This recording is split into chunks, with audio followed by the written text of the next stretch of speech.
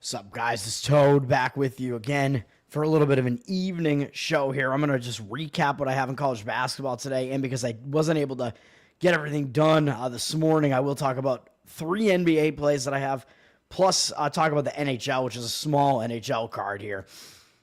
So go watch my rant from this morning where I ranted about how horrible yesterday was. We got to bounce back, man. I mean, these last couple of days, this has been as bad a start to a month as I've ever had. It's absolutely insane. And it was like every one of those plays yesterday was nearly a winner. So, I mean, let's get into it. I gave out my plays this morning for college basketball, and 2 of them are already in play right now. I believe Holy Cross plus 4.5, I think was the best we could get on that. What was the, well, let's just share my screen. Let's see what happened with the market in these. Holy Cross, holy crap. Holy Cross, yeah, 69% tickets, 63% of the cash on Army, so market didn't move a whole lot throughout the day, so it looks like I'm fine on that one. And then I also have VMI plus 7. Those are both in play right now, and I don't think I have them on my TV screen here, but VMI, actually that line went down to 6 throughout the day, 61% of tickets, 89% of the cash. VMI is already up 2-0, end the game right now, baby. All right, so those are the 2 plays that I have that I gave out this morning that are already in play. And then up, starting probably at 7 p.m. Eastern and then beyond, I do have Northern Kentucky plus 1.5. Let's look at what we got going on with the market there. They're actually a 1-point favorite now with juice. 57% of the cash on them, 63% of tickets on Cleveland State. So I am looking like the market read agrees with me on that one. Southern Illinois plus 1. What do we got going on that? Actually, I think this one might have been plus 1.5. I don't know what I got on this one, really. Come on, man. So ill. Evansville off from Pick'em to 1.5 with juice. Yeah, I think I got 1.5 on this actually shortly after I did the video this morning. 59% of tickets, 54% of the cash on Evansville. So that one looks good as well. I do have Texas minus 7 against Arkansas in the letdown spot. Texas, that one doesn't look great as they're down from 8 to 7. At least I got the 7 this morning. Looks like you may be able to get 7 again once this game goes off. 52% of tickets on them, but 61% of the cash on Arkansas. I do not agree with where that cash percentage is right now. I don't see how you could possibly be on Arkansas on a spot like this. I have Colorado plus 9. I mean, again, go watch my video this morning, but that's a huge letdown spot. This one is also a huge letdown spot. This one looks good. New Mexico down from 9 that I had this morning down to 8.5. You can probably still get 8.5. It's not much of a difference there. Of course, now that I say that, it'll land 9. No. 69% of tickets on New Mexico, 63% of the cash on Colorado State. So that looks good. And Washington, I actually have Washington at plus 2, I believe, which got it shortly after the, or I got it like in the middle of the day. I think actually maybe... Did I get 2 or 2.5? I don't know. That line continues to go up on Nebraska, but the cash percentage is on Washington, which is weird. You usually don't see the cash percentage disagreeing with where the market is going, but I agree with the cash percentage. Washington, I think, is the right side. Nebraska's up from 1 to 2.5 with juice. Might even be able to get a 3 on that thing, so get whatever you can on that. Washington, 52% of tickets, 80% of the cash on them. So those are my college basketball plays. Let's talk about NHL, where I don't have any plays, but let's get through the card here. 3 games, 2 of them are big favorites.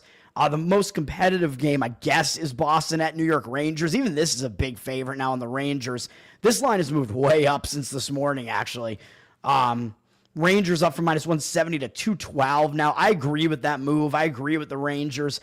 If I was going to play any of these games today, it was going to be the Rangers, but I didn't quite think it was good enough to make my card, but man, the Rangers have moved way up from minus 170 to 212, minus 212, 79% of the cash on them, 50% of the tickets evenly split because the public is probably looking at this and thinking, well, wait a minute, Boston's been playing pretty well recently. The Rangers haven't been playing as well. Boston's coming off a couple of big games, but the problem is those games were Saturday they beat this New York Rangers team 6-3 in Boston, and then yesterday they beat Minnesota 3-0, which is another big win.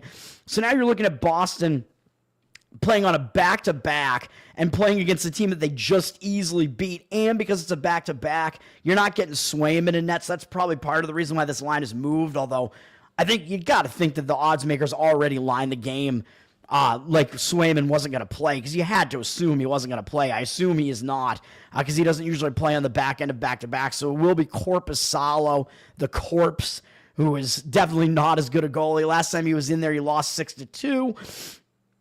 Not great. So it is a downgrade for sure at goaltender, which is probably going to be what's happening with the Bruins here. So I would only look to the Rangers side here. And it was a lot better price this morning if you could lay minus 170, but I was thinking it might be a spot where you want to play like Rangers to win in regulation so you get a cheaper price on it. Or play, you might be able to play the Rangers puck line minus 1.5. I think all of those are fine. I don't think this is a good spot for the Bruins at all. It's just this one weird trip down to New York. I mean, it's not a huge trip, but still not a good spot for them. The Rangers, though, one of the main things that kept me off of this is that the Rangers did just get a big win over Vegas on Sunday, but they've had multiple days off, so they have a huge rest advantage here. Probably Shesterkin will be back in net for this one, so they will have their better goal, even though I know they lost their last 3 games with him in net, including that one against Boston where he didn't do well, but whatever. I mean, I think that he is still better than Quick, even though Quick did win that last game against Vegas, but again, I think the only way to look at that is to play the New York Rangers side. Edmonton is at Chicago, down from minus 275 to minus 273, excuse me. 76% of tickets on Edmonton. Obviously, Edmonton is going to get the public action. Chicago, though, 69% of the cash. And I agree with the Chicago side in this one as well. I agree with where the cash is. Edmonton, they're on a back-to-back as well with travel, although St. Louis to Chicago isn't a whole lot of travel, but still. They won in overtime last night. Now they have to go play the Chicago team, who's really not that good, although they only beat them by 1 in this venue back on January 11th. But still, I think they could pretty easily overlook Chicago with Colorado looming, which is a much bigger game. So I don't think it's a great spot for Edmonton. It's a back-to-back off of an overtime game. Chicago, they're the more rested team. At least they have not played since Saturday, so they have a huge rest edge here, and they lost that game, even though it was a big game against Florida. They lost 5-1, but the problem is with Chicago, why do I not want to try to play on Chicago here, other than the fact that the line is huge, which I usually don't do that, but Chicago's returning home from a road trip as well, so they've been on the road for like basically a week, a little bit over a week, so I just can't do that. Whenever a team returns home from a road trip, I think it does tend to be a little bit of a distracted spot, even though they're probably still going to be focused when it is the Oilers coming into their place. That is a big game, but I just can't do it, man. And they do at least have a rivalry with Nashville, which is coming up in 2 days, and they did lose at Nashville not that long ago, and I think I may have lost on that game. I may have had Chicago in that game. I don't remember, but if I was going to play this game, this line continues to drop a little bit, I would probably grab Chicago puck line and play a little bit on the money line there. And then Montreal at Los Angeles.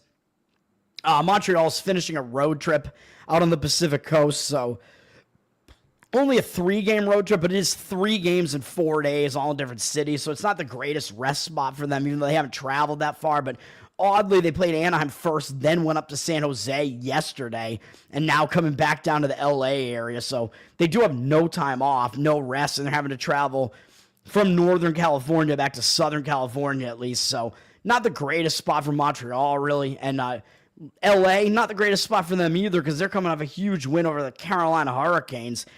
And they're returning home for a road trip as well. So again, it's a road trip return. Yeah, they have the rest edge because they've been off for multiple days, but that's 2 games here with Chicago and LA where they both have the rest edge, but they're both returning home from a road trip. So there's no way that I could play either of those teams, man. It's a long road trip in this case. They've been away for a while, longer than Chicago has, I believe. So this has been over a week that they've been away. And when you come home from a long road trip like that, I mean, these guys, they're family men. They have to get back to home life or whatever. It can be a distraction. In this case, it can really be a distraction because I don't know that Montreal is really going to be an opponent that's really going to draw the Kings' focus. And they have Dallas up in 2 days, which is a much bigger matchup there, Western Conference matchup there. So not a good spot for the Kings, in my opinion. I would actually lean to Montreal in this one slightly, but I'm not going to play this. LA, you know you're not getting any value on the huge favorite in LA. They're up from minus 230 to minus 237, though, with 78% of tickets, 86% of the cash on, so some money. Does look like it is on the LA side, but in this case, I don't really agree with that because I think the return home spot is worse than it is for Chicago. Returning home from a longer road trip, they finished the road trip with a huge win over Carolina, and even though Montreal not at a good rest situation, you're not in a good rest situation, 3rd game in 4 days, I still think that that's actually less bad than the spot that LA is in. Maybe it's a little bit too much rest, too. Little time to get a little bit comfortable back at home. By the way, I am still wearing my Bruins hat, but I've flipped it backwards because I know they're going to lose to the Rangers. So, Nate, what's up, man? Papalardo. Yeah, that's me, the fat father. That is also not the name that I actually have from my mom's side. Let's talk about NBA. First game that I'm going to talk about is a game I have a play on, which is the Detroit Pistons. I had it marked as +5 this morning, but I think I got a better number on this. Let me see. In the middle of the day, I think it was at least 6, I think, at one point. I'll have to look and see what I got because this line has actually crashed recently, down from 6.5 to 4. I mean, there's not a huge difference between 4 and 5, but the money is moving in my direction. I like the Pistons in this one. I gave it out this morning, so at least you know what my plays are from what I gave out this morning. I just didn't give out the analysis yet, so I'm autistic, so I have to give out the analysis now. Cavs, 68% of tickets, 58% of the cash, so they are public with less of the cash, and there's been reverse line movement coming in towards the Pistons. I just think this is a bad spot for the Cavs, man. You know exactly what I'm going to say here. The Cavs just lost to the Boston Celtics yesterday, which also ended their long win streak. So even though they're not traveling, they're playing, or no, they are traveling now to Detroit, but not a huge travel spot. Going from Cleveland to Detroit is a short trip, but still, third game in 4 days, and they have no time off after playing that huge game against Boston last night. Oh, and by the way, they just played Detroit in Cleveland on January 27th, and they beat them 110-91. So I don't know that they're really going to have a whole lot of focus in this game, and that line dropping might be indicating that maybe Cleveland is going to rest some guys in the back end of the back-to-back here. So I like the spot for Detroit to be the team that's more likely to show up in this one for all those reasons, even though Cleveland doesn't have a big game up next. I would like it even better if they did, but I still think this is a huge hangover spot after that big game, which was the season rubber match so far between them and Boston was able to take the 2-1 lead in the season series. Detroit's coming off a loss with 1 day of rest, and they're just staying at home, so they're in the better travel spot, and they lost to Atlanta, which I'm not going to blame them for losing to Atlanta. I actually thought that was kind of a bad spot for Detroit. I think I actually kind of leaned to Atlanta in that one, if I remember correctly. I don't remember exactly, but Detroit, I mean, they've been playing pretty decently recently, except for that game against Cleveland, and then I think they were wearing out at the end of the road trip, really, and they just didn't have much left at the end of that road trip, in my opinion. But they returned home from the road trip. They were able to beat Dallas. So this Detroit team is still playing pretty competitively. And I mean, they beat Houston on the road, Atlanta on the road, played pretty competitively against Orlando. So I like all that. I mean, they got Cleveland coming into their place, and Cleveland just wrecked them in Cleveland. So Detroit, I think you're more likely to get a lot more focus out of this Pistons team. Line's moving back up again, boys. So you can probably get a better number on this. You're probably going to be able to get 5 on this one or somewhere in that range. I like the spot. I'm grabbing the points with the Pistons, and it looks way too easy to lay the points with the Cavs. The books are not giving away free money, okay? Even though I know they've had to adjust it for the spot being bad for Cleveland and Cleveland being on a back-to-back, but Detroit is not a pushover, and they've done well as an underdog. They've done well as an underdog for me. It's like a couple years ago, man. There were a couple years ago when Detroit was real bad, and they only had like 11 wins on the season. I think 8 of those were games that I had bet on, and I think I only lost on Detroit like twice that entire season, and I won 8 times on them, and I think they won outright in like 7 of those 8 games.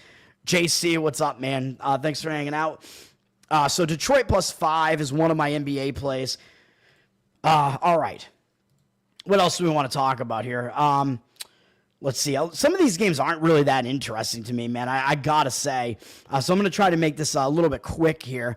Let's just go to my next play, Chicago and Minnesota. I have a play on Minnesota, even though it's not as interesting. I'm laying a ton of points here, 10.5. This game moved up throughout the day, so hopefully you saw me this morning because this line's up to 12 now. So I was able to get in on this one earlier today because I kind of thought this line was going to keep moving up. It had the look this morning.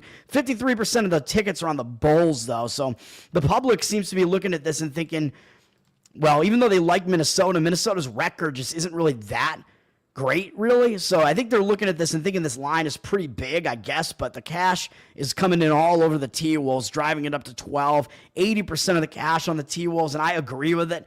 I think it's a bad spot for Chicago. As much as they might try to show up in a pretty big game against Minnesota. I just don't think it's going to happen. Chicago just returned home from a road trip in what was probably kind of a bad spot, really, which was yesterday. And like I say, when you return home from a road trip and you only have one day at home, so you have like almost no time to get stuff done at home, you got to get stuff done at home and then go right back out on the road again. That is a difficult spot.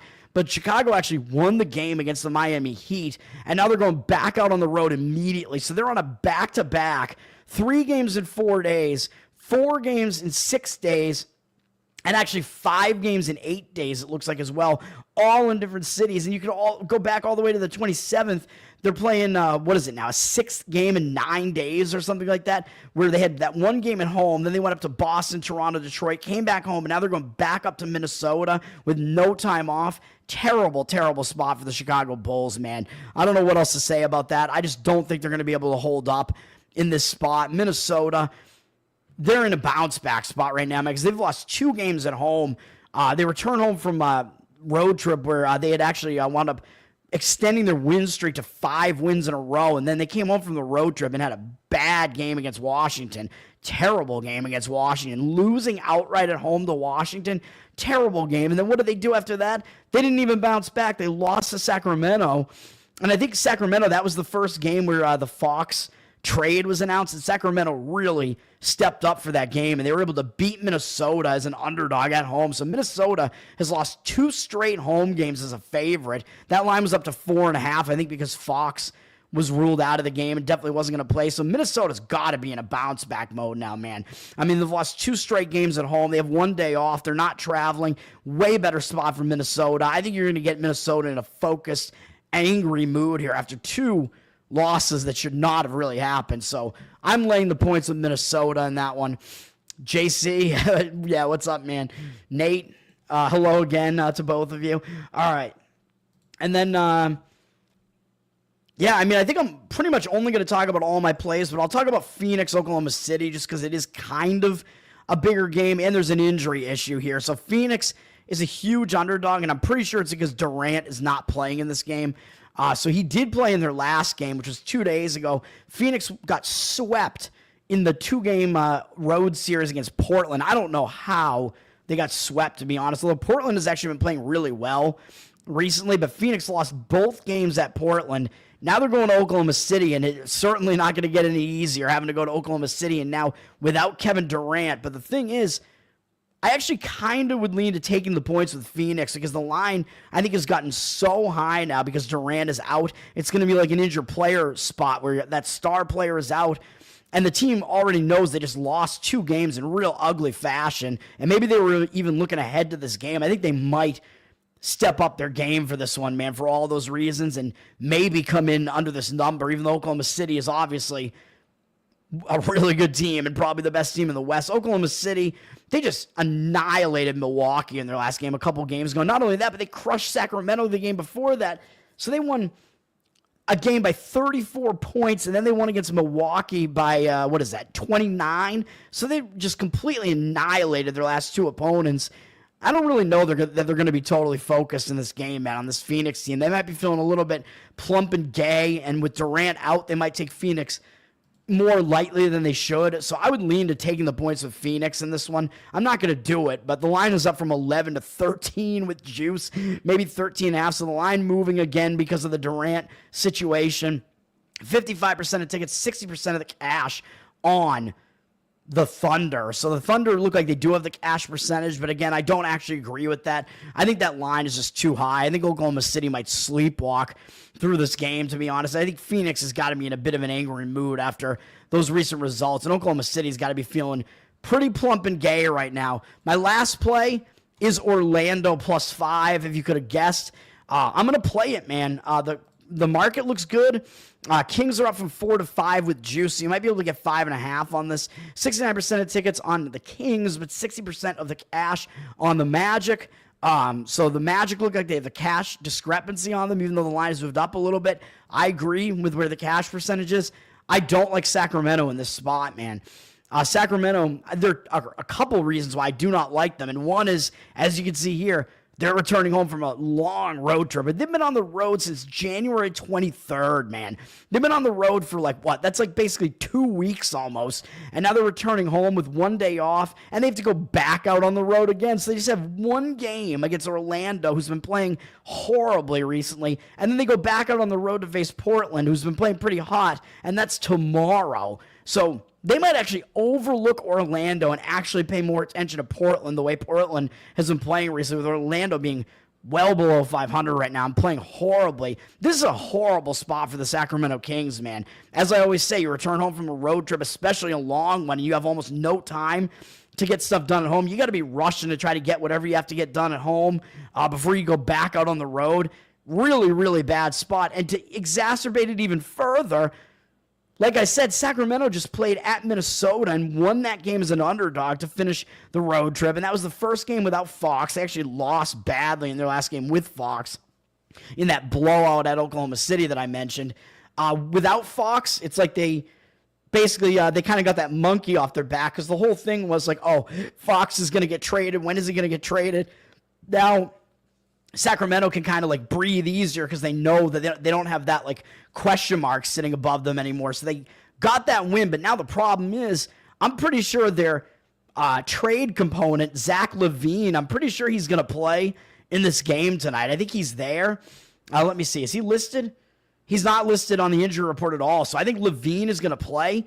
And I think that makes this even worse for Sacramento, because I think it makes it kind of a reverse injured player type of spot. If he's going to be a starter and thrust into the starting lineup, it takes you a little while to gel, man. When you get a new like piece that's kind of a big piece to your team, he's not necessarily going to be the big star on the team, but he was the guy they got in the trade, man, the big piece in that trade for them, and he's going to be thrust into the lineup, I think.